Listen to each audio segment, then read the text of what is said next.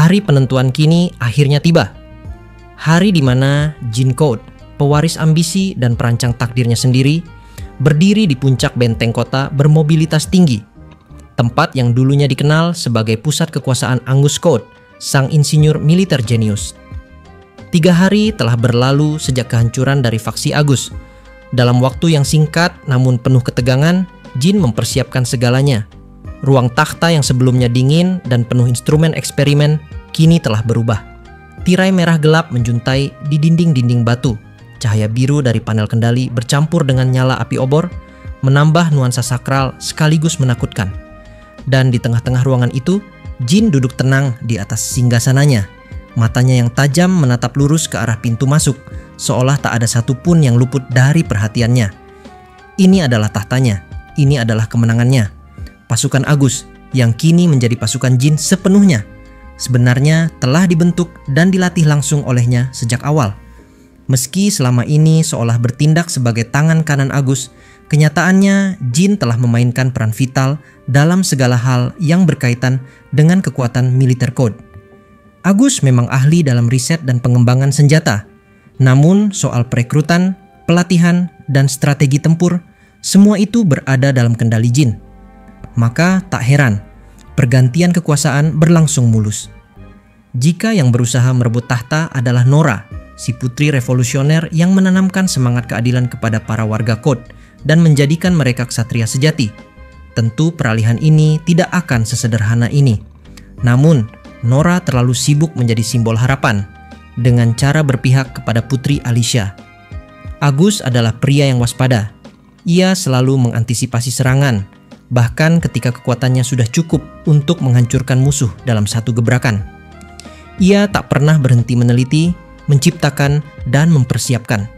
Tapi satu hal yang tak pernah ia bayangkan adalah pengkhianatan dari dalam. Itu adalah ironi yang pahit. Pasukan Jin kini terdiri dari 3 kekuatan utama. Tentara bayaran bersenjata dengan teknologi peradaban fisik tingkat tinggi hasil riset Angus. Pasukan tiruan, salinan manusia, buatan yang diciptakan untuk menutupi kekurangan jumlah prajurit. Dan 3 kartu as yang menjadi jantung kekuatan tempurnya, yaitu Kaiser, Sarah, dan juga Kenby. Dengan kekuatan itu, bahkan menghadapi 6 pasukan gabungan sekalipun, yaitu faksi Agus, Nora, Tony, Morris, Zachary, dan juga Alicia. Jin percaya dirinya pasti bisa menang. Namun, dunia tidak seindah angka di atas kertas. Ia tahu, dalam medan perang yang sesungguhnya, satu kesalahan bisa menjadi kehancuran total. Dan hari ini, perang akan segera dimulai.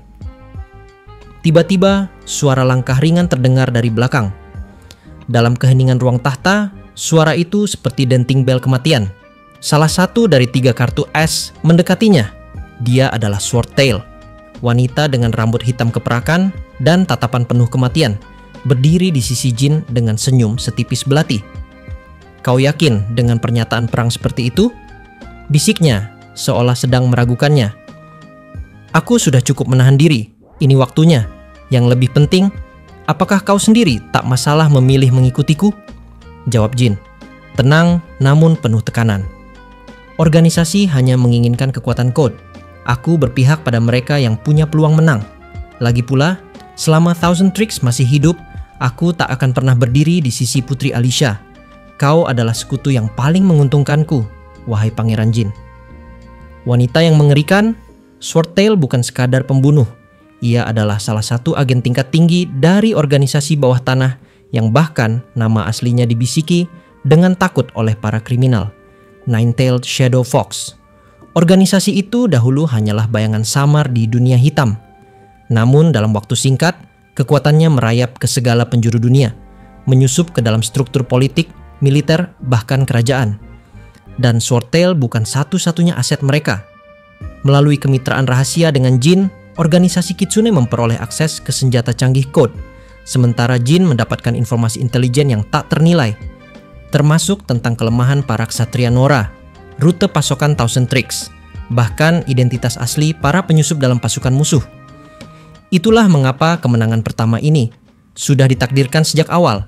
Jin tersenyum tipis, tapi senyum itu segera pudar. digantikan oleh kekhawatiran yang ia sembunyikan dengan baik.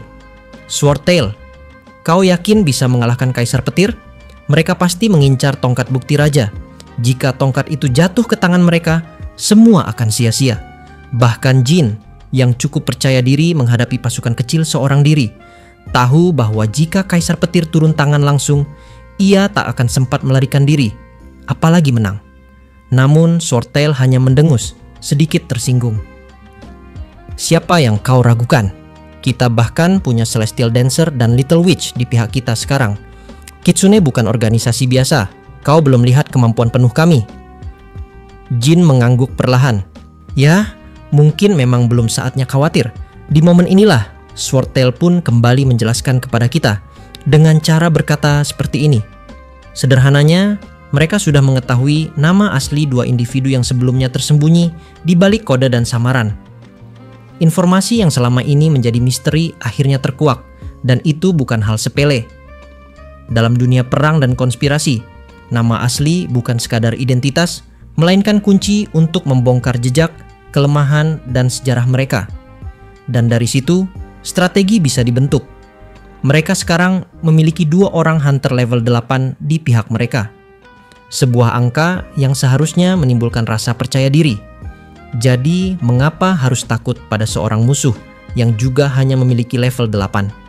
Namun, meskipun mereka merasa di atas angin, tetap saja ada satu hal yang sangatlah luar biasa janggal, yaitu bahkan organisasi Kitsune pun tidak bisa mengungkap kemampuan dari seorang Little Witch. Satu-satunya informasi yang dimiliki adalah fakta mencengangkan. Dia pernah bertarung selama 7 hari 7 malam tanpa jeda. Lokasi pertarungan itu tidak diketahui secara publik, hanya disebut sebagai wilayah merah, tempat berkumpulnya monster kelas bencana, makhluk buas yang biasanya hanya bisa ditangani oleh gabungan militer dari 3 negara besar. Dan dia, seorang diri, keluar tanpa luka. Sejak penangkapannya, Jin menggunakan sistem utama kota Code, yaitu sistem AI taktis, peninggalan zaman kuno, untuk terus menganalisis Little Witch. Sensor energi, pemindaian medan sihir, hingga percobaan pembatasan gerakan telah dilakukan. Tapi semua itu gagal total, data kosong. Seolah-olah gadis itu bukan manusia, atau lebih buruk, bukan makhluk yang bisa dikalkulasi oleh logika biasa.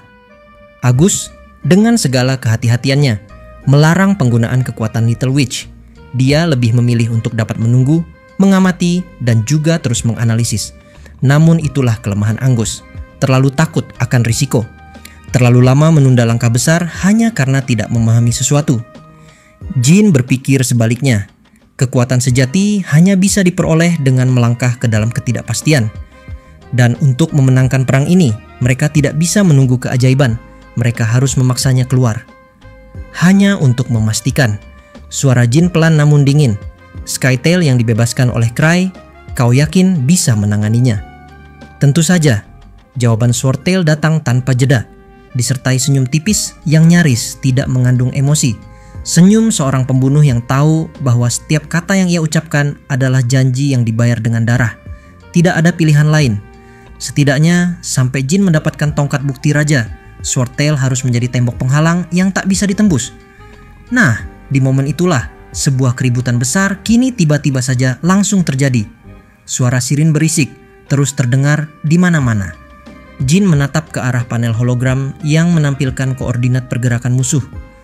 3 titik merah mulai bergerak dari sisi timur. Mereka datang. Aku mengizinkan penggunaan kemampuan Little Witch, kata Jin akhirnya. Selama ia masih terikat oleh topeng pengunci kesadaran, seharusnya tidak ada bahaya yang tak terkendali. Ujilah dia. Kita mungkin akan membutuhkannya nanti. Dimengerti, Yang Mulia. Swordtail membungkuk sedikit, lalu berbalik. Mantel panjangnya berayun pelan, seperti bayangan yang tak pernah meninggalkan dinding. Ia menghilang dalam lorong gelap tanpa suara, menuju ruang di mana Little Witch dikurung. Sementara itu, di sisi lain benteng Code, dalam ruang bawah tanah yang dipenuhi kabel-kabel tebal dan suara dengung listrik statis, seorang gadis kecil duduk sendirian di tengah lingkaran sihir elektronik. Rambutnya panjang, terurai seperti malam tanpa bintang. Wajahnya tertutup oleh topeng logam dengan simbol Kitsune terukir di bagian depan. Dia diam, tak bergerak, Tapi siapapun yang mendekat akan merasakan tekanan udara berubah, seolah-olah gravitasi di sekitarnya sedang dikendalikan oleh kehendaknya sendiri. Hari ini dia akan dilepaskan. Nah, walaupun pada dasarnya pertempuran belum dimulai, tapi bidak-bidak sudah bergerak. Kini mereka hanya tinggal menunggu siapakah yang nantinya akan membuka langkah pertama. Akhirnya, misi ini hampir mencapai klimaksnya. Sebuah perjalanan panjang yang dipenuhi pengorbanan dan intrik kekuasaan. Setelah 3 hari masa persiapan tanpa henti, diwarnai strategi licik, negosiasi rahasia, dan pertempuran kecil di balik layar, gerbang yang selama ini tertutup rapat di Menara Raja, kini akhirnya terbuka. Momen itu menjadi titik balik, pertanda bahwa perebutan takhta kini benar-benar dimulai. Dari atas atap gedung tertinggi yang menjulang di antara reruntuhan kota berteknologi tinggi, sosok bertopeng berdiri diam. Dialah Swordtail, sang bayangan setia yang telah lama mengabdi di sisi Jin. Matanya yang tajam menyapu pemandangan di bawah. Sorotan matanya bukan sekadar mengamati, ia menilai, menghitung, dan mengantisipasi setiap kemungkinan yang bisa terjadi. Mulai saat ini, akses menuju wilayah raja telah dibuka. Dan aturan yang berlaku sangat sederhana, bahkan terlalu sederhana untuk sebuah kota yang dibangun di atas kecanggihan teknologi. Siapapun yang pertama kali mencapai puncak Menara Raja dan memperoleh tongkat bukti raja akan dinobatkan sebagai penguasa baru. Sederhana, namun brutal. Jin, salah satu kandidat terkuat, telah mengerahkan seluruh pasukannya. Dengan berhasil merebut kendali sisa kekuatan militer Tony dan Nora, Jin pun kini memegang keunggulan mutlak.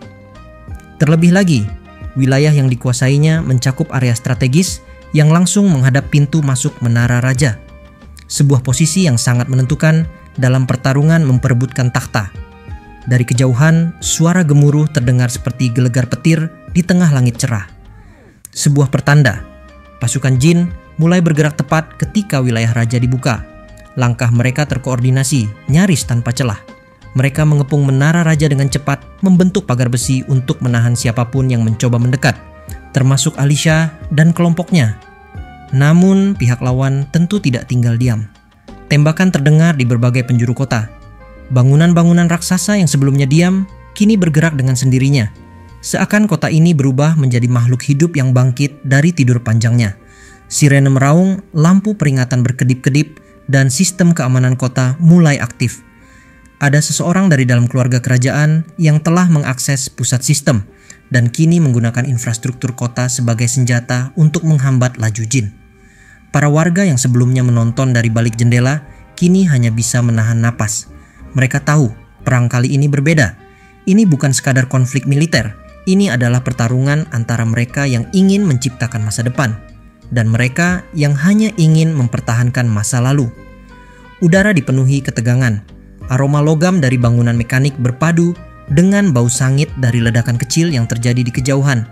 Ini adalah atmosfer yang sangat akrab bagi Swordtail. Perasaan seperti ini membuatnya hidup. Namun, kesunyian sesaat itu pecah oleh suara dari alat komunikasi yang bergetar di pinggangnya. "Swordtail, kau di mana? Pertempuran akan segera dimulai." Suara Jin, datar dan serius. "Aku segera ke sana, Yang Mulia." Sungguh seorang raja yang berhati-hati, pikirnya. Tapi mungkin itu justru yang membuat Jin begitu berbahaya. Tanpa membuang waktu, Swordtail melompat dari atap dan melesat di antara celah-celah bangunan laksana bayangan. Tubuhnya menghilang dan muncul kembali dalam sekejap, seperti ilusi yang menolak ditangkap kenyataan.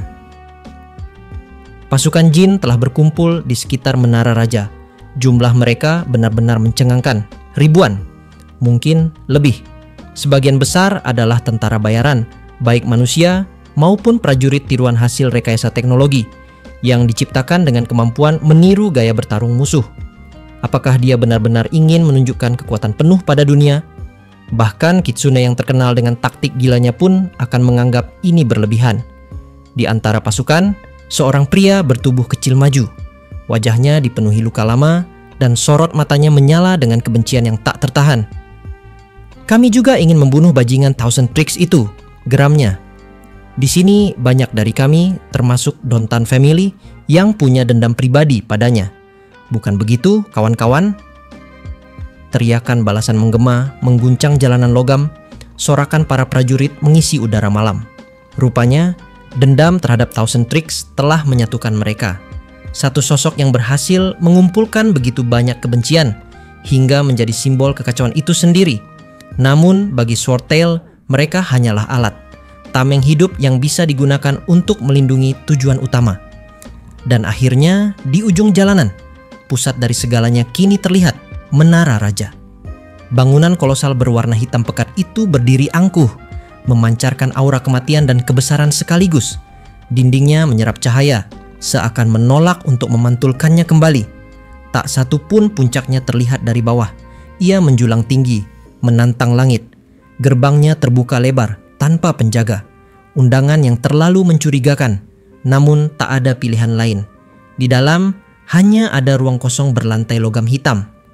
Tanpa hiasan, tanpa ornamen, hanya sunyi dan kehampaan. Jin melangkah masuk lebih dulu, lalu menoleh ke arah Swordtail. "Tutup gerbang ini. Satu-satunya pintu masuk hanya di sini. Jangan biarkan siapapun masuk, bahkan seekor tikus pun. Dimengerti? Tapi kamu tak butuh pengawal." Jin menatap ke depan, penuh keyakinan. Tidak perlu. Satu-satunya yang berhak melangkah ke menara ini hanyalah raja berikutnya. Dan tanpa sepatah kata lagi, Jin berjalan maju. Tubuhnya perlahan menghilang dalam kegelapan menara. Namun, saat Swordtail hendak menutup gerbang, kilatan cahaya menembus tanah. Sebuah serangan petir menyambar ke arahnya. Dengan refleks kilat, Swordtail menghunus pedangnya. Tebasannya membelah udara, memotong sambaran petir sebelum sempat mencapainya. Gelombang kejut dari tebasan itu menghantam beberapa prajurit di belakangnya, membuat mereka terpental ke dinding. Mata Swordtail menyipit sambil berkata seperti ini kepada kita. Mereka datang lebih cepat dari yang kuduga." Dan dengan ini, pertarungan pun akhirnya akan dimulai pada video berikutnya.